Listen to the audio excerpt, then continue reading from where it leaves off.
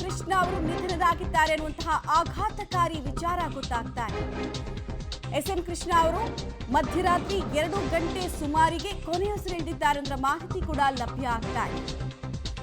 ದೀರ್ಘಕಾಲದಿಂದ ಅನಾರೋಗ್ಯದಿಂದ ಬಳಲ್ತಾ ಇದ್ರು ಎಸ್ಎಂ ಕೃಷ್ಣ ಅವರು. ಬೆಂಗಳೂರಿನ ಸದಾಶಿವನಗರ ನಿವಾಸದಲ್ಲಿ ಎಸ್ಎಂ ಕೃಷ್ಣ ಅವರು ವಿಧಿವಶರಾಗಿದ್ದಾರೆ. ಇತ್ತೀಚೆಗಷ್ಟೇ ಬಹಳ ಅನಾರೋಗ್ಯದಿಂದ ಪದೇ ಪದೇ ಆಸ್ಪತ್ರೆಗೆ ದಾಖಲಾಗ್ತಾ ಇದ್ರು. ಜೊತೆಗೆ ಶ್ವಾಸಕೋಶಕ್ಕೆ ಸಂಬಂಧಪಟ್ಟಂತ ಟ್ರೀಟ್ಮೆಂಟ್ಗಳನ್ನ ನಿರಂತರವಾಗಿ ಪಡಿತಾ ಇದ್ರು. ಆದ್ರೆ ಇವತ್ತು ಅವರ ಅಂದ್ರೆ ನಸುಕಿನ ಜಾವ ಮಧ್ಯರಾತ್ರಿ 2 ಗಂಟೆ ಸುಮಾರಿಗೆ ವಿಧಿವಶರಾಗಿರುವಂತ ಮಾಹಿತಿ ಲಭ್ಯ ಆಗ್ತಾ ಇದೆ. ತೀರಾ ಅನಾರೋಗ್ಯದಿಂದ ಬಳಲ್ತಾ ಇದ್ರು ಮಾಜಿ ಸಿಎಂ ಎಸ್ಎಂ ಕೃಷ್ಣ ಅವರು. 92 ವರ್ಷ ವಯಸ್ಸಿನ ರಾಜ್ಯ ಕಂಡಂತಹ ಶ್ರೇಷ್ಠ ರಾಜಕಾರಣಿಗಳಲ್ಲಿ ಒಬ್ಬರು ನಮನ ಆಗಲಿದ್ದಾರೆ. ಕಳೆದ 1-2 ತಿಂಗಳಿಂದ ನಿರಂತರವಾಗಿ ಅವರ ಆರೋಗ್ಯಕ್ಕೆ ಸಂಬಂಧಪಟ್ಟಂತೆ ಸುದ್ದಿಗಳನ್ನು ನಾವು ಗಮನಿಸ್ತಾ ಇದ್ವಿ. ಎಸ್ಎಂ ಕೃಷ್ಣ ಅವರು ನಿಧನರಾಗಿರೋದ್ರಿಂದ ಸಹಜವಾಗಿ ರಾಜ್ಯದ ಜನ ಹಾಗೂ ರಾಜಕಾರಣಿಗಳಿಗೆ ಸಂಬಂಧಪಟ್ಟಂತೆ ದೊಡ್ಡ ಆಘಾತಕಾರಿ ಬೇಸರದ ಸಂಗತಿ ಇದು. ಕಳೆದ 3-4 ದಶಕಗಳಿಂದ ನಾವು ನೋಡ್ತಾ ಇದ್ವಿ ಎಸ್ಎಂ ಕೃಷ್ಣ ಅವರ ರಾಜಕೀಯ ಹಾದಿ ಹೇಗೆ ಸಾಗ್ತಾ ಇತ್ತು ಅಂತ. ಮಾಜಿ ಸಿಎಂ ಎಸ್ಎಂ ಕೃಷ್ಣ ಅವರು ಹಲವು ಪದವಿಗಳನ್ನ ಅಲಂಕರಿಸಿದ್ರು ತಮ್ಮ ಜೀವಿತಾವಧಿಯಲ್ಲಿ. ಅದೆಲ್ಲವನ್ನ ಕೂಡ ಮುಂದಿನ ಹಂತದಲ್ಲಿ ಹೇಳ್ತಾ ಹೋಗ್ತೀನಿ. ಸದ್ಯಕ್ಕೆ ಪ್ರಾಥಮಿಕ ಮಾಹಿತಿಗಳನ್ನ ಗಮನಿಸ್ತಾ ಹೋಗೋಣ. ಮಾಜಿ ಮುಖ್ಯಮಂತ್ರಿ ಎಸ್ಎಂ ಕೃಷ್ಣ ಅವರು 92 ವರ್ಷ ವಯಸ್ಸಾಗಿತ್ತು. ವಯೋಸಹಜ ಕಾಯಿಲೆಯಿಂದ ಎಸ್ಎಂ ಕೃಷ್ಣ ಅವರ ನಿಧನ ಆಗಿರೋದ್ರ ಮಾಹಿತಿ ಸಿಗ್ತಾ ಇದೆ. ದೇಶ ಕಂಡ ಶ್ರೇಷ್ಠ ಧೀಮಂತ ರಾಜಕಾರಣಿ, ಪತ್ನಿ ಹಾಗೂ 2 ಹೆಣ್ಣು ಮಕ್ಕಳನ್ನ ಎಸ್ಎಂ ಕೃಷ್ಣ ಅವರು ಅಗಲಿದ್ದಾರೆ.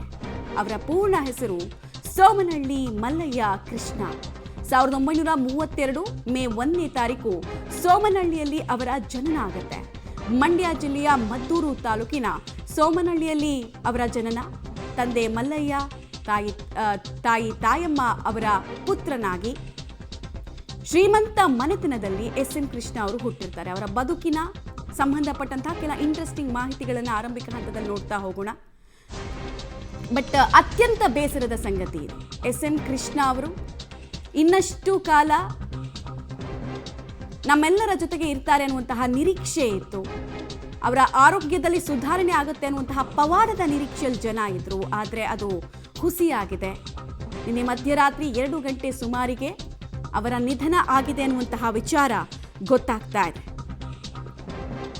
ಎಸ್ಎಂ ಕೃಷ್ಣ ಕಳೆದ 5-6 ದಶಕಗಳಿಂದ ರಾಜ್ಯದಲ್ಲಿ ಎಷ್ಟೆಲ್ಲ ಅಭಿವೃದ್ಧಿ ಹಾಗೂ ಕ್ರಾಂತಿಕಾರಕ ಹೆಜ್ಜೆಗಳ ಮೂಲಕ ಹೆಸರು ಮಾಡಿದ್ರು ಅನ್ನೋದು ನಿಮಗೆ ಗೊತ್ತೇ ಇದೆ.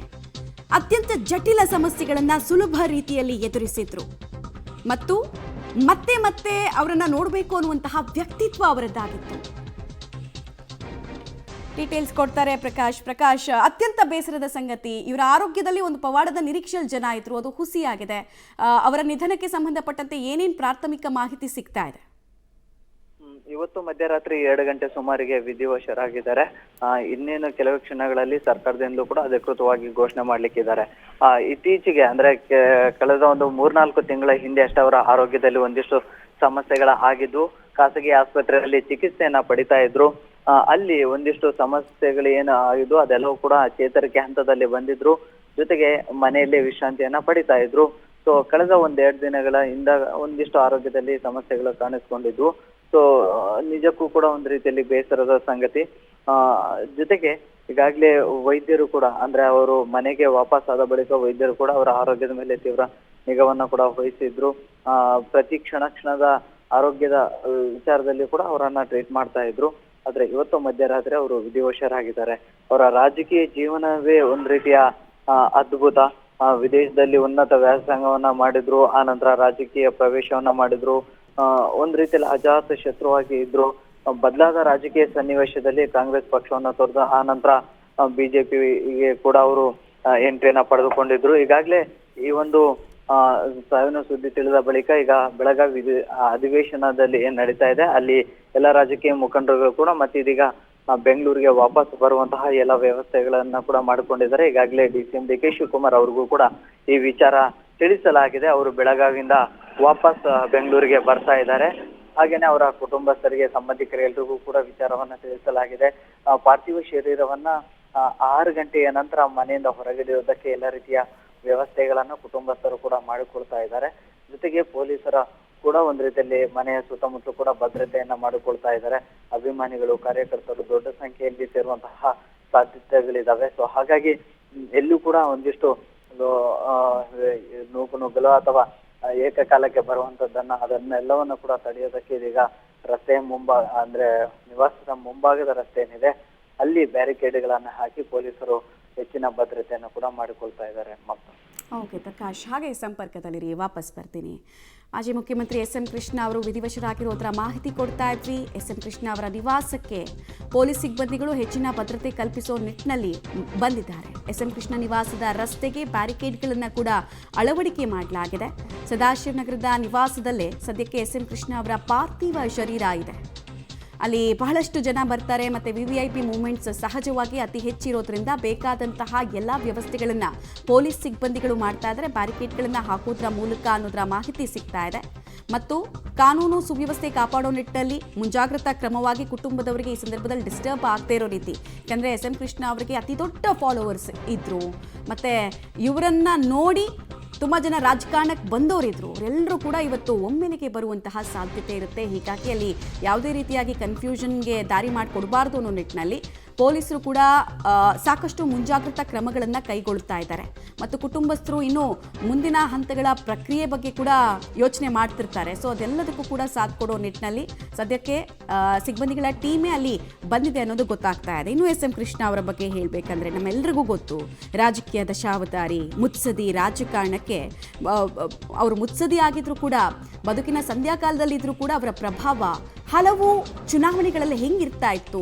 ಅವ್ರು ಬಂದು ಒಬ್ಬರ ಪರವಾಗಿ ಪ್ರಚಾರವನ್ನ ಮಾಡಿದ್ರೆ ಅಲ್ಲಿ ಸೇರ್ತಾ ಇದ್ದಂತಹ ಜನ, ಅವರು ಪ್ರಸ್ತಾಪ ಮಾಡ್ತಾ ಇದ್ದಂತಹ ವಿಚಾರಗಳು ಎಲ್ಲವೂ ಅದ್ಭುತ. ನೋಡಿ, ಅವರ ಆರಂಭಿಕ ಹಂತ ಬಾಲ್ಯದ ದಿನಗಳ ಬಗ್ಗೆ ನಾವು ಮಾಹಿತಿ ಕೊಡ್ತಾ ಇದ್ದೀವಿ. ಮೈಸೂರಿನ ಮಹಾಜನ ಪ್ರೌಢಶಾಲೆಯಲ್ಲಿ ಅವರು ವ್ಯಾಸಂಗವನ್ನ ಮಾಡ್ತಾ ಇದ್ರು. ಮೈಸೂರಿನ ಮಹಾರಾಜ ಕಾಲೇಜ್ನಲ್ಲಿ BA ಪದವಿಯನ್ನ ಕೂಡ ಅವರು ಪಡೆದುಕೊಂಡಿದ್ರು. ಬೆಂಗಳೂರಿನ ಲಾ ಕಾಲೇಜ್ನಲ್ಲಿ ಕಾನೂನು ಪದವಿಯನ್ನ ಗಳಿಸಿಕೊಂಡಿದ್ರು. 1958ರಲ್ಲಿ ಉನ್ನತ ವ್ಯಾಸಂಗಕ್ಕಾಗಿ ಅವರು ಅಮೆರಿಕಕ್ಕೆ ಪ್ರಯಾಣವನ್ನು ಮಾಡಿದ್ರು. ಟೆಕ್ಸಾಸ್ನ ಮೆಥಡಿಸ್ಟ್ ವಿವಿಯಲ್ಲಿ MCL ಪದವಿಯನ್ನು ಪಡೆದಿದ್ರು. MCL ಅಂದರೆ ಮಾಸ್ಟರ್ ಆಫ್ ಕಂಪೇರಿಟಿವ್ ಲಾನಲ್ಲಿ ಅವರು ಪದವಿ ಗಳಿಸಿಕೊಂಡಿದ್ರು. ಹಾಗೆ 61ರಲ್ಲಿ ಅಮೆರಿಕದಿಂದ ಭಾರತಕ್ಕೆ ವಾಪಸ್ಸಾಗ್ತಾರೆ. ಸೋಮನಹಳ್ಳಿಯ ಸರ್ಕಾರಿ ಶಾಲೆಯಲ್ಲಿ ಪ್ರಾಥಮಿಕ ಶಿಕ್ಷಣವನ್ನು ಅವರು ಪಡೆದಿದ್ರು ಅನ್ನೋದು ಅವರ ಎಜುಕೇಷನ್ಗೆ ಸಂಬಂಧಪಟ್ಟಂತೆ ಪ್ರಾಥಮಿಕವಾಗಿ ಸಿಗ್ತಾ ಇರುವಂತಹ ಮಾಹಿತಿ. ಬರೀ ಇಷ್ಟೇ ಅಲ್ಲ, ಅವರು ಅನೇಕ ಯೋಜನೆಗಳಿಗೆ ಸಂಬಂಧಪಟ್ಟಂತೆ ಫಾರಿನ್ಗೆ ಹೋಗಿ ಅಧ್ಯಯನವನ್ನು ಮಾಡಿಕೊಂಡು ನಂತರ ಅದನ್ನು ಬೆಂಗಳೂರಿನಲ್ಲಿ ಯೋಜನೆಗಳನ್ನು ಹೆಂಗೆ ಅನುಷ್ಠಾನ ಮಾಡ್ಬೋದು, ರಾಜ್ಯದಲ್ಲಿ ಅದನ್ನು ಹೆಂಗೆ ತರ್ಬೋದು ಅಂತ ಬಹಳ ದೂರದೃಷ್ಟಿ ಇಟ್ಕೊಂಡಂತಹ ರಾಜಕಾರಣಿ. ಮತ್ತೆ ಒಂದು ರಾಜಕಾರಣಕ್ಕೆ ಸ್ಟಾರ್ ವ್ಯಾಲ್ಯೂವನ್ನು ತಂದುಕೊಟ್ಟಂತಹ ಅದ್ಭುತವಾದಂತಹ ಸೊಗಸುಗಾರ, ತಿಳುವಳಿಕೆ ಮಿಳಿತ ನಡವಳಿಕೆ ಮತ್ತು ಮಿತಭಾಷಿ, ಆದರೆ ವಾಗ್ಮಿ, ಕೆಣಕಿದವರಿಗೆ ಅವರ ಮಾತಿನ ಮೂಲಕ ಅವರು ತಿವಿತಾ ಇದ್ದಂತಹ ರೀತಿ ಅದ್ಭುತ. ಇನ್ನೊಂದು ಸ್ಪೆಷಾಲಿಟಿ ಏನು ಗೊತ್ತಾ, ಅಮೆರಿಕದ ಮಾಜಿ ಅಧ್ಯಕ್ಷ ಜಾನ್ ಎಫ್ ಕೆನಡಿಯಿಂದ ಹಿಡಿದು ಗುಡ್ಡೇಮಾರ್ನಹಳ್ಳಿ ಬೋರೇಗೌಡನ ತನಕ ಅವರು ಕ್ಯಾಂಪೇನ್ ಮಾಡಿರುವಂತಹ ಚಾಂಪಿಯನ್. ಡೀಟೇಲ್ಸ್ ಕೊಡ್ತಾರೆ ರವೀಶ್. ಅತ್ಯಂತ ಬೇಸರದ ಸಂಗತಿ, ಇನ್ನೊಂದಷ್ಟು ವರ್ಷಗಳ ಕಾಲ ನಮ್ಮ ಜೊತೆಗೆ ಎಸ್.ಎಂ. ಕೃಷ್ಣ ಅವರು ಇರ್ತಾರೆ ಅಂತ ನಾವು ಭಾವಿಸ್ತಾ ಇದ್ವಿ. ಸೊ ಈಗ ಈ ಸುದ್ದಿಯನ್ನು ಕಷ್ಟ ಆದರೂ ಅರಗಿಸಿಕೊಳ್ಳೇಬೇಕು. ಸೊ ಅವರ ರಾಜಕಾರಣಕ್ಕೆ ಸಂಬಂಧಪಟ್ಟಂತೆ, ಅವರ ದೂರದೃಷ್ಟಿಗೆ ಸಂಬಂಧಪಟ್ಟಂತೆ ಒಂದು ಸಲ ನಾವು ಆ ಹಿನ್ನೋಟವನ್ನು ಜನರ ಮುಂದೆ ತೆರೆದಿಡೋದಾದರೆ. ರವೀಶ್, ನನ್ನ ಧ್ವನಿ ಕೇಳ್ತಾ ಇದ್ದಾರೆ? Okay, fine. ಮತ್ತೆ ಸಂಪರ್ಕ ಮಾಡ್ತೀವಿ. ಸದ್ಯಕ್ಕೆ ನೀವು ಗಮನಿಸ್ತಾ ಇದ್ವಿ, ನಾವು ಅನೇಕ ವಿಚಾರಗಳನ್ನು ಪ್ರಸ್ತಾಪ ಮಾಡ್ತಾ ಇದ್ವಿ, ಹೇಗಿತ್ತು ಅವರ ರಾಜಕಾರಣದ ಜೀವನ ಅಂತ. ಮತ್ತು ನಮಗೆ ಗೊತ್ತು, ಅವರು ಮುಖ್ಯಮಂತ್ರಿ ಆಗಿದ್ದ ಸಂದರ್ಭದಲ್ಲಿ ರಾಜ್ಯದಲ್ಲಿ ಈ ಕಾವೇರಿ ವಿವಾದ ಅನ್ನೋದು ತಾರಗಕ್ಕೇರಿತ್ತು, ಪೀಕಿಗೆ ಹೋಗಿತ್ತು. ಅದನ್ನು ಅವರು ಹ್ಯಾಂಡ್ಲ್ ಮಾಡಿದಂತಹ ರೀತಿ, ಮತ್ತು ನಿಮಗೆ ನೆನಪಿರ್ಬೋದು, ಡಾಕ್ಟರ್ ರಾಜ್ಕುಮಾರ್ ಅವರ ಅಪಹರಣದಂತಹ ಸಮಸ್ಯೆಗಳ ನಡುವೆ ಕೂಡ ಅವರು ಅದನ್ನು ಹ್ಯಾಂಡ್ಲ್ ಮಾಡಿದಂತಹ ರೀತಿ, IT-BT ವಲಯದಲ್ಲಿ ಮಾಡಿದಂತಹ ಕ್ರಾಂತಿ. ಇವತ್ತು ನಾವು ಸಿಲಿಕಾನ್ ವ್ಯಾಲಿ ಅಂತ ಬೆಂಗಳೂರನ್ನ ಏನು ಕರಿತೀವಿ ಅಲ್ಲ, ಸಿಲಿಕಾನ್ ವ್ಯಾಲಿ ಅಂತ ಬೆಂಗಳೂರನ್ನ ಕರೆಯೋದಕ್ಕೆ ಪ್ರಮುಖ ಕಾರಣ ಇವರೇ. ಇಲ್ಲಿಗೆ ವಿದೇಶದ ಕಂಪನಿಗಳು, MNCಗಳು ಬರಬೇಕು ಅಂತ ಅವ್ರು ಮಾಡಿಕೊಂಡಂತಹ ತಯಾರಿ, ಇಟ್ಟ ಅಡಿಪಾಯ ಇವತ್ತು ಲಕ್ಷಾಂತರ ಕೋಟಿ ಬಿಸ್ನೆಸ್ಸನ್ನು ನಮ್ಮ ರಾಜ್ಯ ಕಾಣ್ತಾ ಇದೆ, ಬೆಂಗಳೂರು ಕಾಣ್ತಾ ಇದೆ. ಮತ್ತು ಆ ಫ್ಲೈಓವರು, ಅಂಡರ್ಪಾಸು, ಮೆಟ್ರೋ ಯೋಜನೆ ಎಲ್ಲವೂ ಕೂಡ ಇವರ ಕಲ್ಪನೆಯೇ. ಎಸ್.ಎಂ. ಕೃಷ್ಣ ಅವರ ಅಭಿವೃದ್ಧಿ ಕುರಿತ ರಾಜಕಾರಣಕ್ಕೆ ಇದೆಲ್ಲವೂ ಕೂಡ ಒಂದೊಂದು ಎಕ್ಸಾಂಪಲ್ ನಾವು ಹೇಳ್ತಾ ಇರೋದು. ಮತ್ತು ಕೇವಲ ಅಭಿವೃದ್ಧಿ ಬಗ್ಗೆ ಮಾತ್ರ ಅಲ್ಲ, ಆಡಳಿತದ ಬಗ್ಗೆ ವಿಪರೀತವಾದಂತಹ ಹೋಲ್ಡ್ ಇತ್ತು ಎಸ್ ಎಂ ಕೃಷ್ಣ ಅವರಿಗೆ, ವಿಪರೀತವಾದಂತಹ ಹೋಲ್ಡ್. ಬಿಕಾಸ್ ಯಾವಾಗಲೂ ಒಬ್ಬ ರಾಜಕಾರಣಿ ಎಜುಕೇಟೆಡ್ ಆಗಿದ್ದರೆ ಆತನಿಗಿರುವಂತಹ ನಾಲೆಜ್ ಇದೆಯಲ್ಲ, ಅದು ಬಹಳ ಅದ್ಭುತ. ನೋಡಿ, ಬಂತು ಡೀಟೇಲ್ಸು. ರಾಜಕೀಯ ರಂಗದಲ್ಲಿ ಎಸ್ ಎಂ ಕೃಷ್ಣ ಅವರದ್ದು ಅತಿ ದೊಡ್ಡ ಹೆಸರು. ಮಾಸ್ ಮತ್ತು ಕ್ಲಾಸ್ ಲೀಡರ್ ಆಗಿದ್ರು ಎಸ್ ಎಂ ಕೃಷ್ಣ ಅವರು. ನಾನೀಗಷ್ಟೇ ಹೇಳ್ತಾ ಇದ್ನಲ್ಲ, ಅಮೆರಿಕದ ಮಾಜಿ ಅಧ್ಯಕ್ಷ ಜಾನ್ ಎಫ್ ಕೆನೆಡಿ ಅವರಿಗೆ ಇವರು ಕ್ಯಾಂಪೇನ್ ಮಾಡಿದ್ರು ಅಂತ ಹೇಳಿದ್ರೆ ಲೆಕ್ಕ ಹಾಕಿ ನೀವು. ಅವರ ವಿಚಾರವಾಗಿ ಎಷ್ಟು ಕಡೆ ಮಾತಾಡಿದ್ದಾರೆ ಗೊತ್ತಾ? ನೋಡಿ, 62ರಲ್ಲಿ ಅವ್ರ ರಾಜಕೀಯದ ಜೀವನಕ್ಕೆ ಸಂಬಂಧಪಟ್ಟಂತೆ ನಾವು ಮಾಹಿತಿ ಕೊಡ್ತಾ ಇದ್ದೀವಿ. ಈಗ ಮದ್ದೂರಿನಿಂದ ಸ್ಪರ್ಧಿಸಿ ಮೊದಲ ಚುನಾವಣೆಯಲ್ಲೇ ಅವರಿಗೆ ಜಯ ಸಿಗುತ್ತೆ. ಅದೃಷ್ಟ ಲಕ್ಷ್ಮಿ ಒಲಿತಾರೆ. 1970ರಲ್ಲಿ ಕಾಂಗ್ರೆಸ್ ಪಕ್ಷಕ್ಕೆ ಅವರ ಸೇರ್ಪಡೆ ಆಗುತ್ತೆ. 60 ವರ್ಷಗಳ ಸುದೀರ್ಘ ರಾಜಕೀಯ ಜೀವನ ಅವರದಾಗಿರುತ್ತೆ. 10 ಚುನಾವಣೆಗಳನ್ನು ಎದುರಿಸಿ ಗೆಲುವು ಮತ್ತು ಸೋಲನ್ನು ಕೂಡ ಕಂಡಿರ್ತಾರೆ. ಶಾಸಕ, ಸಚಿವ, ಸ್ಪೀಕರ್, ಮುಖ್ಯಮಂತ್ರಿಯಾಗಿ ಸೇವೆಯನ್ನು ಕೂಡ ಸಲ್ಲಿಸಿದ್ದಾರೆ ಅವರು. ಮತ್ತೆ 99ರಲ್ಲಿ ಪಾಂಚಜನ್ಯ ಯಾತ್ರೆಯ ಮೂಲಕ ಕ್ರಾಂತಿಕಾರಕ ಹೆಜ್ಜೆಗಳನ್ನು ಕೂಡ ಅವರು ಇಟ್ಟಿದ್ರು. ಡೀಟೇಲ್ಸ್ ಅನ್ನು ಕೊಡ್ತಾರೆ ರವೀಶ್. ಎಸ್ ಎಂ ಕೃಷ್ಣ ಅವರ ರಾಜಕೀಯ ಹಾದಿ ಅತ್ಯಂತ ಅದ್ಭುತ. ಮಾಸ್ ಮತ್ತು ಕ್ಲಾಸ್ ಲೀಡರ್ ಆಗಿ ಹೇಗೆ ಜನರ ಮನಸ್ಸನ್ನ ಗೆದ್ದಿದ್ರು ಅನ್ನೋದನ್ನ ನಾವು ಹೇಳ್ತಾ ಇದ್ವಿ. ಸೊ ಇನ್ನೊಂದಷ್ಟು ವಿಚಾರಗಳನ್ನ ಹೈಲೈಟ್ ಮಾಡ್ತಾ ಹೋಗೋದಾದ್ರೆ, ಎಸ್ ಎಂ ಕೃಷ್ಣ ಅಂದ ತಕ್ಷಣ ಏನೆಲ್ಲ ವಿಚಾರಗಳು ನಮ್ಮ ನೆನಪಿಗೆ ಬರ್ತಾವೆ ಅಂತ? ಮಮತಾ, ಪ್ರಮುಖವಾಗಿರ್ತಕ್ಕಂಥದ್ದು ಕರ್ನಾಟಕದ ರಾಜಕಾರಣದಲ್ಲಿ, ಅಂದ್ರೆ ದೇಶದ ರಾಜಕಾರಣದಲ್ಲೂ ಕೂಡ ಒಂದು ರೀತಿಯಲ್ಲಿ ಅಪರೂಪದ ವ್ಯಕ್ತಿತ್ವ, ಹಸನ್ಮುಖದ ಗಾಂಭೀರ್ಯ ವ್ಯಕ್ತಿತ್ವವನ್ನು ಹೊಂದಿರತಕ್ಕಂಥ ಎಸ್ ಎಂ ಕೃಷ್ಣ ಅವರ ಬಗ್ಗೆ ಸಾಕಷ್ಟು ಬೇರೆ ಬೇರೆ ರೀತಿಯ ಎಲ್ಲಾ ರೀತಿಯ ರಾಜಕಾರಣದ ಮಜಲನ್ನು ನೋಡಿದಂತಹ ವ್ಯಕ್ತಿತ್ವ. ಅಂದ್ರೆ ವಿಧಾನಸಭೆ, ವಿಧಾನ ಪರಿಷತ್, ಲೋಕಸಭೆ, ರಾಜ್ಯಸಭೆ, ಅಂದ್ರೆ ಎಲ್ಲಾ ಒಂದು ಮನೆಗಳಲ್ಲೂ ಕೂಡ ಒಂದು ರೀತಿಯಲ್ಲಿ ಪ್ರವೇಶ ಮಾಡದ ಅಪರೂಪದ ರಾಜಕಾರಣಿ. ಜೊತೆಗೆ ಎಲ್ಲೋ ಒಂದ್ ಕಡೆ ಆರಂಭದಿಂದಲೂ ಕೂಡ ಒಂದು ರೀತಿಯಲ್ಲಿ 1934ರಲ್ಲೇ ಒಂದು ಸೋಮನಹಳ್ಳಿಗೆ ಮಹಾತ್ಮ ಗಾಂಧಿ ಅವರು ಭೇಟಿ ಕೊಟ್ಟಂತಹ ಸಂದರ್ಭದಲ್ಲಿ ಅಲ್ಲಿಂದ ಎಲ್ಲೋ ಒಂದ್ ಕಡೆ ಆ ಕುಟುಂಬ ಒಂದು ರಾಜಕಾರಣದಿಂದ ಏನ್ ಹಿನ್ನೆಲೆಯಿಂದ ಬಂದಿತ್ತು, ಆಗಿಂದನೂ ಕೂಡ ಎಸ್ ಎಂ ಕೃಷ್ಣ ಅವರ ಆ ಒಂದು ಬಾಲ್ಯದಿಂದಲೂ ಕೂಡ ಒಂದು ರೀತಿಯಲ್ಲಿ ರಾಜಕೀಯ ಕುಟುಂಬದಿಂದಲೇ ಮಿಳಿತವಾಗಿದ್ರು. ಈ ಹಿನ್ನೆಲೆಯಲ್ಲಿ ಅವರಿಗೆ ಮುಂದೆ ಬೇರೆ ಬೇರೆ ರೀತಿಯ ಹಂತದಲ್ಲೂ ಕೂಡ ಒಂದು ರೀತಿಯಲ್ಲಿ ರಾಜಕಾರಣಕ್ಕೆ ಬರಲಿಕ್ಕೆ ಸಾಧ್ಯ ಆಯಿತು ಅಂತ ಕೂಡ ಹೇಳಲಾಗ್ತಾ ಇದೆ. ಜೊತೆಗೆ ಡೆಲ್ಲಾಸ್ನ ಸದರನ್ ಮೆಥಾಡಿಸ್ಟ್ ವಿಶ್ವವಿದ್ಯಾನಿಲಯದಲ್ಲಿ ಎಸ್ ಎಂ ಕೃಷ್ಣ ಅವರು ಒಂದು ರೀತಿಯಲ್ಲಿ ಇದನ್ನ ಪದವಿಯನ್ನು ಕೂಡ ಪಡೀತಾರೆ, ಅಂದ್ರೆ ವ್ಯಾಸಂಗದ ಅವಧಿಯ ಸಂದರ್ಭದಲ್ಲಿ. ಆ ಸಂದರ್ಭದಲ್ಲಿ ಜಾನ್ ಎಫ್ ಕೆನಡಿ ಅವರ ಇದಕ್ಕೆ ಒಂದು ಪತ್ರವನ್ನ ಬರೀತಾರೆ, ಅಂದ್ರೆ ಥ್ಯಾಂಕ್ಸ್ ಹೇಳಿ ಅವರಿಗೆ ಒಂದು ಪತ್ರವನ್ನ ಬರೆದಿರ್ತಕ್ಕಂಥ ಅಪರೂಪದ ಒಂದು ಇದು ಕೂಡ ಆ ಒಂದು ಸಂದರ್ಭದಲ್ಲಿ ಸಿಗುತ್ತೆ. ಅಲ್ಲಿಂದ ಆ ಒಂದು ಸಮಾಜವಾದಿ ನಾಯಕರಾದಂತ ಗೋಪಾಲ್ ಗೌಡ ಶಾಂತವೀರ್ ಅವರ ಜೊತೆ ಒಂದು ಒಡನಾಟವು ಕೂಡ ಒಂದು ರೀತಿ ಜಾಸ್ತಿಯಾಗಿ ಇರುತ್ತೆ. ಹಾಗಾಗಿ ಸಮಾಜವಾದಿ ನೆಲೆಯಿಂದ ಬಂದು ಜೊತೆಗೆ ಅದು ಕಾಂಗ್ರೆಸ್ನಲ್ಲಿ ಗುರುತಿಸಿಕೊಂಡಂತವರು ಎಸ್ ಎಂ ಕೃಷ್ಣ ಅವರು.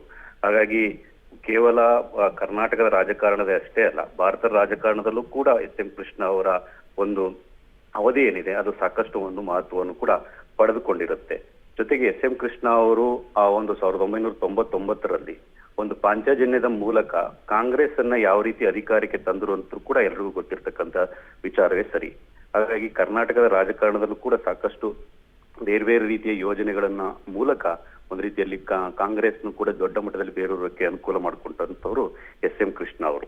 ಜೊತೆಗೆ ಎಸ್ ಎಂ ಕೃಷ್ಣ ಅವರು ಮುಖ್ಯಮಂತ್ರಿ ಆದಂತಹ ಸಂದರ್ಭದಲ್ಲಿ ಒಂದು ವಾದ ಇತ್ತು, ಅಂದ್ರೆ ಎಲ್ಲೋ ಒಂದ್ ಕಡೆ ಒಂದು ಬೆಂಗಳೂರನ್ನ ಸಿಂಗಾಪುರ್ ಮಾಡ್ತಾರೆ, ಜೊತೆಗೆ ಒಂದು ರೀತಿಯಲ್ಲಿ ಐಟಿ ಕೃಷ್ಣ ಅನ್ನೋದ್ ರೀತಿಯಲ್ಲಿ. ಹಾಗಾಗಿ ದೂರದೃಷ್ಟಿ ಇಟ್ಕೊಂಡಿರ್ತಕ್ಕಂಥ ಒಬ್ಬ ನಾಯಕ ಯಾರಾದ್ರೂ ಇದ್ದಿದ್ರೆ ಅದು ಎಸ್ ಎಂ ಕೃಷ್ಣ ಅವರು. ಅಂದ್ರೆ ಪ್ರಮುಖವಾಗಿ ಮೆಟ್ರೋ ಅಂತ ಯೋಜನೆಗಳನ್ನ, ಜೊತೆಗೆ ಬೆಂಗಳೂರಿನ ಏನ್ ಆಗ್ಬೇಕು ಮುಂದೆ ಭವಿಷ್ಯದಲ್ಲಿ 25-30 ವರ್ಷ ಏನಾಗುತ್ತೆ ಅನ್ನೋ ಒಂದು ದೂರದೃಷ್ಟಿಯನ್ನ ಇಟ್ಕೊಂಡು ಸಾಕಷ್ಟು ಯೋಜನೆಗಳನ್ನ ಜಾರಿಗೆ ತಂದಂತವರು ಎಸ್ ಎಂ ಕೃಷ್ಣ. ಅದೇ ಕಾರಣಕ್ಕೂ ಕೂಡ ಇಲ್ಲಿ ತನಕ ಕೂಡ ಎಸ್ ಎಂ ಕೃಷ್ಣ ಅವರನ್ನ ಒಂದು ರೀತಿಯಲ್ಲಿ ಐಟಿ ಕೃಷ್ಣ ಅಂತಾನೆ ಕೂಡ ಒಂದು ರೀತಿಯಲ್ಲಿ ಕರೀತಾ ಇದ್ರು. ಜೊತೆಗೆ ರಾಜಕಾರಣದ ಸಂದರ್ಭ ಕೂಡ ಸಾಕಷ್ಟು ಒಂದು ರೀತಿಯಲ್ಲಿ ಏರಿಳಿತಗಳನ್ನು ಕೂಡ ಎಸ್ ಎಂ ಕೃಷ್ಣ ಅವರು ಕಂಡಿದ್ದಾರೆ. ಈ ಹಿನ್ನೆಲೆಯಲ್ಲಿ ಎಲ್ಲೋ ಒಂದ್ ಕಡೆ ಅವರ ಅವಧಿಯ ಸಂದರ್ಭದಲ್ಲೂ ಕೂಡ ಡಾಕ್ಟರ್ ರಾಜ್ಕುಮಾರ್ ಅವರ ಅಪಹರಣ ಆಯ್ತು.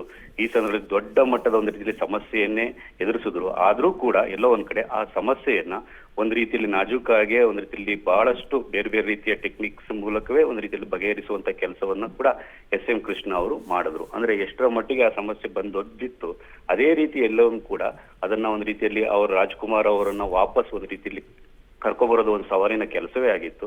ಈ ಸಂದರ್ಭದಲ್ಲಿ ಎಸ್ ಎಂ ಕೃಷ್ಣ ಮತ್ತೆ ಅವರ ಟೀಮ್ ಏನಿತ್ತು ಅದು ಬಹಳ ಅದ್ಭುತವಾಗಿ ಕೆಲಸ ಕೂಡ ಮಾಡಿತ್ತು. ಹಾಗಾಗಿ ಕರ್ನಾಟಕದ ರಾಜಕಾರಣದ ಮಟ್ಟಿಗೆ ಮತ್ತು ಭಾರತ ದೇಶದ ರಾಜಕಾರಣದ ಮಟ್ಟಿಗೆ ಎಸ್.ಎಂ. ಕೃಷ್ಣ ಅವರ ಒಂದು ಸ್ಥಾನ ಏನಿತ್ತು ಮತ್ತೆ ಅವರ ಕೆಲಸಗಳೇನಿತ್ತು ಅದು ಸಾಕಷ್ಟು ಈಗಲೂ ಕೂಡ ಜನಮಾನಸದಲ್ಲಿ ಉಳಿದಿರ್ತಕ್ಕಂಥದ್ದು ಮಮತಾ.